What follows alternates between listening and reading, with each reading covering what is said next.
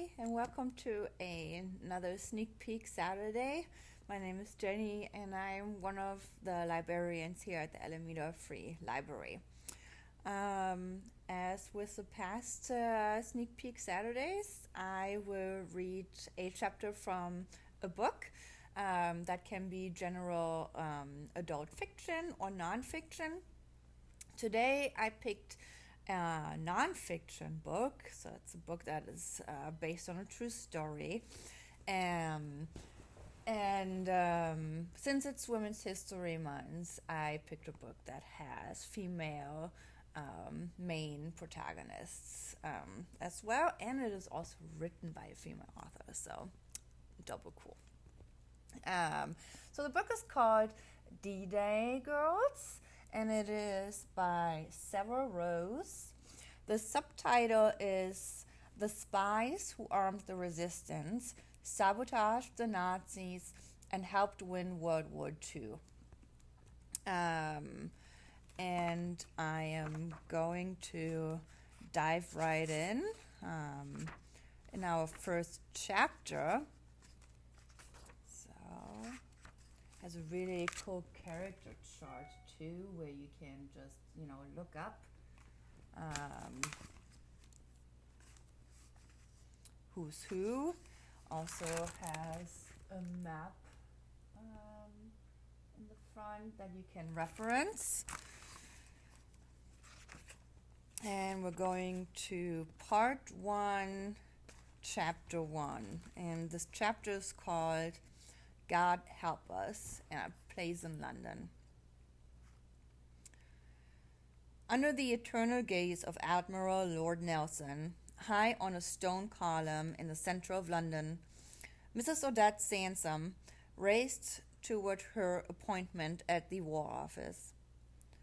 The one-eyed, one-armed hero of Trafalgar got pelted in the rain, a bronze memorial to the glory that was Pax Britannica, many bloody conflicts removed from the London of July 10th, 1942. It was the 1043rd day of the world's worst war. Much of the city lay in ruins, a ragged collection of gaps and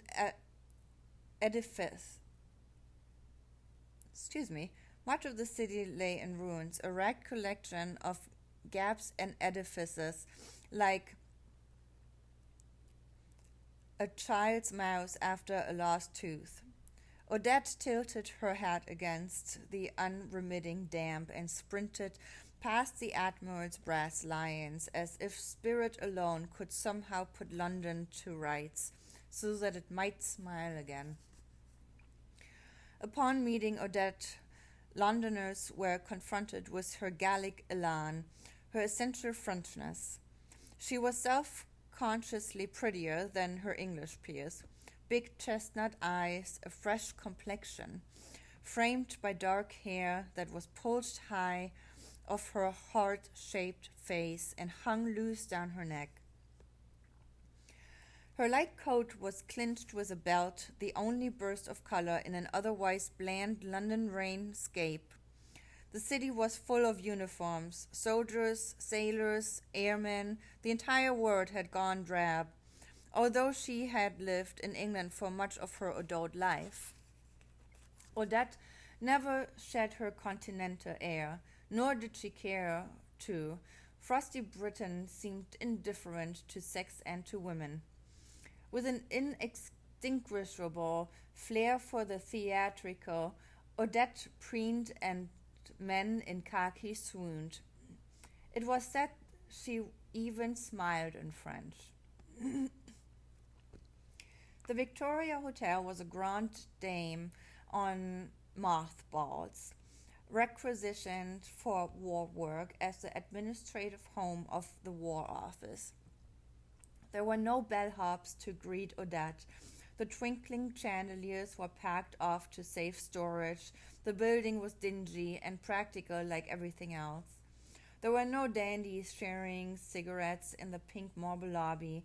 It was still busy, but with clerks and sergeants, men in mufti held back from the front, the old, the broken, the unsuited for battle, those too useful to be sacrificed. Someone had to run the war. Odette arrived on account of typed invitation, her second from the War Office.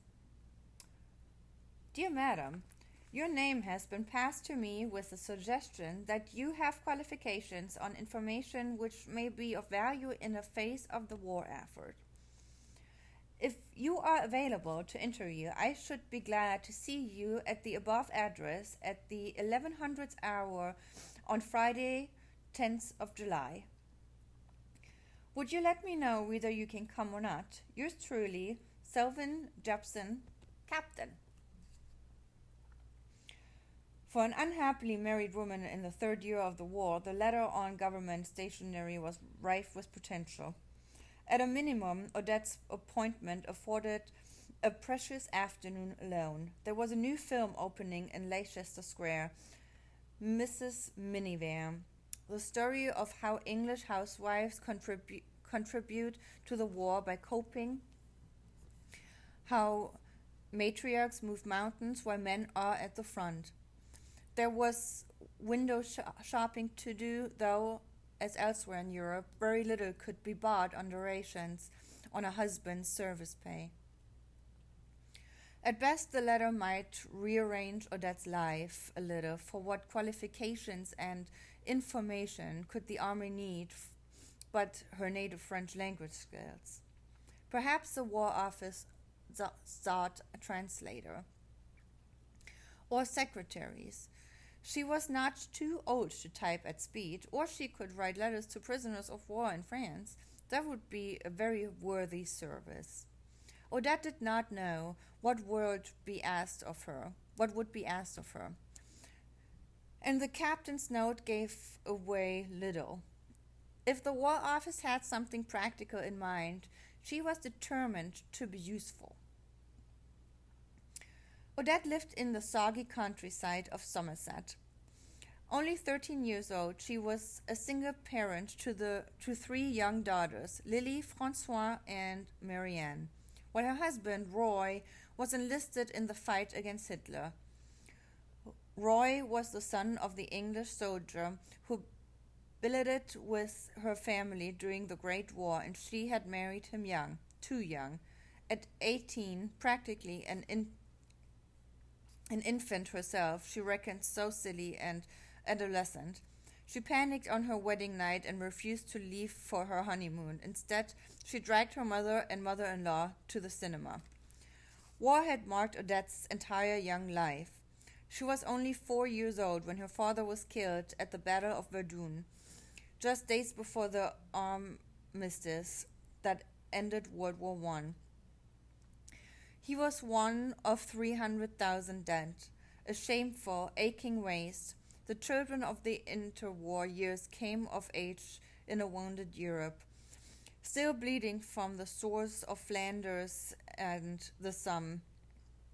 France felt crippled by German brutality. Germany felt likewise about her neighbors' punitive reparations.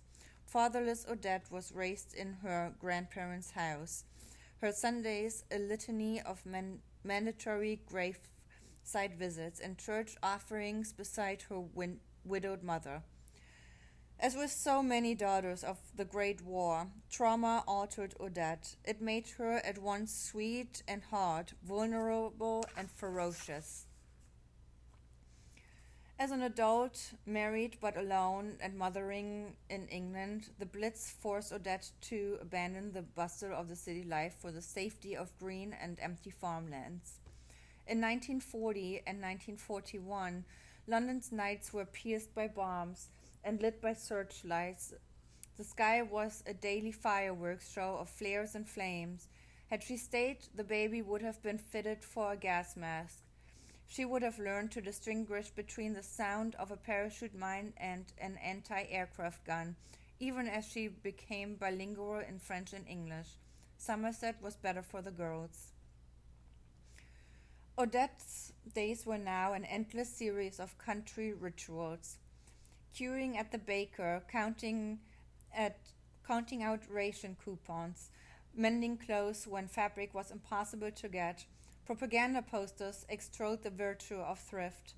I am as patriotic as can be, and ration points don't worry me. The message was so bleak. Go through your wardrobe, make do and mend. Odette had been fashionable once, a dressmaker who could pin tuck and pleat some ooh la la into an ensemble.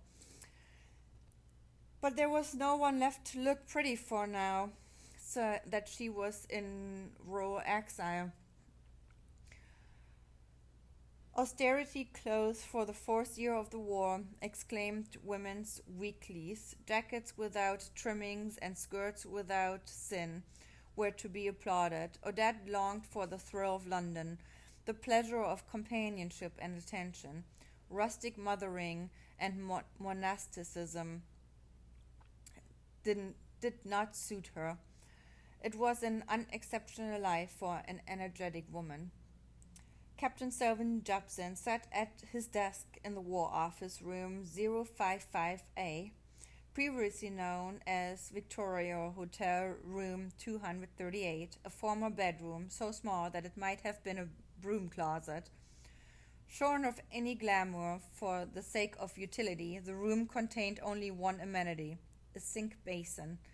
There was no furniture to speak of, save for any army-issue wood table and 2 plain chairs. The sparseness was deliberate, at the behest of the captain, who ordered the interview room emptied of everything that might hint of officialdom or even comfort. He was not there to chit-chat or to shield himself from visitors behind a desk. He wanted nothing to get in the way of absolute trust. No separation, status, or rank, unless, of course, he was interviewing a service member, at which point he donned his uniform out of respect. Captain Jepson looked down his nose at the file sitting before him.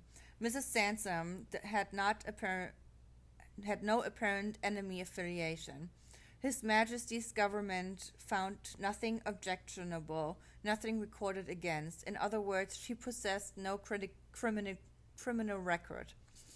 Scotland Yard and the MI5 security service had apparently decided she was an acceptable candidate for an interview. It was not piercing enough for his standards, to be sure. He would unearth objections, should they exist. Full Christian names: Odette Marie Celine. Nationality: British. Nationality at birth: French. Upon her marriage, Odette became English by way of legal concept known as coverture, meaning she was covered by her husband's legal standing. She became part of him, the way a hand is part of the body.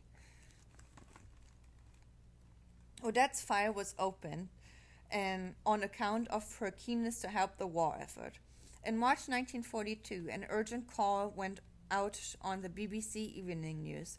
The Navy wanted photos of the French coast. On the 6 p.m. and 9 p.m. broadcast, wedged between proms concerts and news in Norwegian, the announcer explained that even the most boring souvenir photos would help. Trivial and mundane scrapbooks could turn a better in Europe, and as went Europe, so followed the world. The announcement was one of many patriotic calls to service that year. The next morning, Britons responded with some 30,000 envelopes, including 10 million vacation snaps. Odette also heeded the call. She donated her family photographs to the government, a collection of snapshots of herself as a young girl on the white beaches near her native Amiens, of picnics and parasols, sand castles and beach shacks, of her brother, her mom, her grandparents, even a father she never got to know. The plain and ordinary reminders of summers long past. The smallest details mattered in the world's largest war. A top-secret department at Oxford was at the moment pulling together a detailed map of the French shoreline. While England had ample information on France, Michelin maps, Baedekers narrating every harbor village, and nautical charts sounding every depth. The Admiralty required more specialized intelligence. To plan an invasion, the Navy had to render a depiction of the country from wave height, from the prow of an incoming landing craft. The Inter-Service Topographical Department, ISTD, was creating a comprehensive picture of the entire French coast and the Low Countries. The Navy had to know what the harbors and beaches looked like, the gradient of each sloping dune, winding road, trickling river, and landscape feature that could yield insight into the water supply, blind spots, and approaches. No small-scale commander, raid, or area photographer could possibly produce such a map. The only way to get a broad picture was to cobble one together out of Britain's pre-war holidays. A cast of researchers at the Bodleian Library pored over the Scrapbook bounty, taking photographs of photographs, then returned the album to their rightful owners, who never knew what images had been preserved or even entirely why. The ISTD built a photo mosaic, a montage of family memoirs, and stitched the panorama together for a colossal topographical quilt. It was a platform for a battle planned of the Allied invasion of Europe. England was at war, and the last battlefield would be France. Odette's photographs were of no military value whatsoever. Her childhood snapshots never even found their way to the Naval War Library. Upon hearing the call on the BBC, Odette mailed her photos to the War Office, not the Admiralty. She was a non-native English speaker who misunderstood the difference. She posted her few family pictures to the wrong branch of service. The machinery of military administration nevertheless churned. Postal clerks forwarded her note proffering assistance to a central registry, which funneled the information down appropriate, if opaque, channels to Captain Jepson. When Odette entered the captain's office, he rose like a man practiced in gentility. The windows were framed in heavy air-raid curtains, making the close room feel even tighter. The raw light between them was harsh and electric. Captain Jepson was an elfin man in a dark suit, 42 years old, with a squeaky, pubescent voice. In peacetime, he was a working journalist and middling mystery novelist. At war, he was a cynic who held tightly to the fixtures of his own gloomy mind. With coffee bean eyes and slick dark hair, his suspicions gave him the air of a man who was eternally constipated.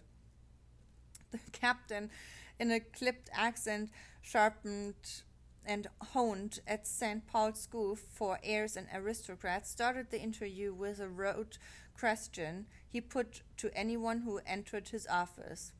What did Odette think of the Germans? She hated Hitler with a passion.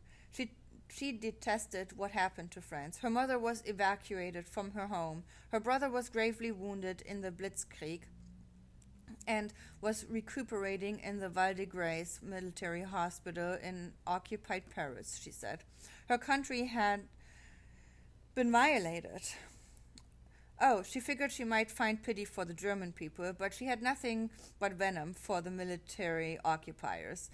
The captain understood that French hereditary hostility to Germans was second only to Gallic enmity toward the English. At that moment in the war, it was his job, as his letter indicated, to select from the small but crucial subset of those who considered normal, common, and average British citizens a few choice candidates who spoke flawless English, who could act French, and who were, for all intents and purposes, passably French.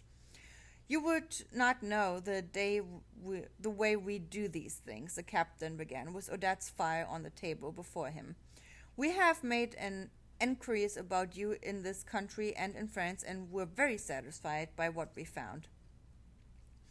Drama and overreaction were native to Odette, like a mother tongue. Her posture swung from demure and coquettish to highest dudgeon and outrage in less than a heartbeat.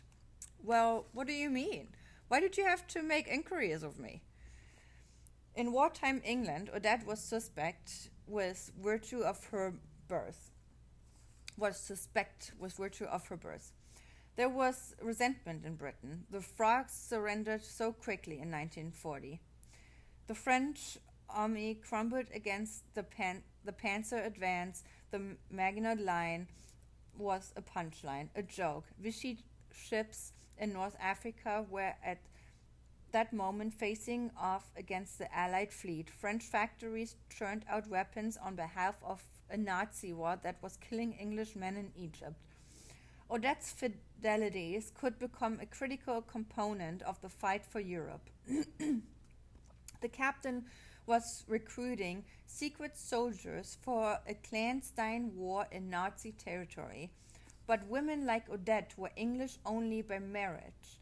Foreign-born brides of Britons were considered by many to be enemy allies.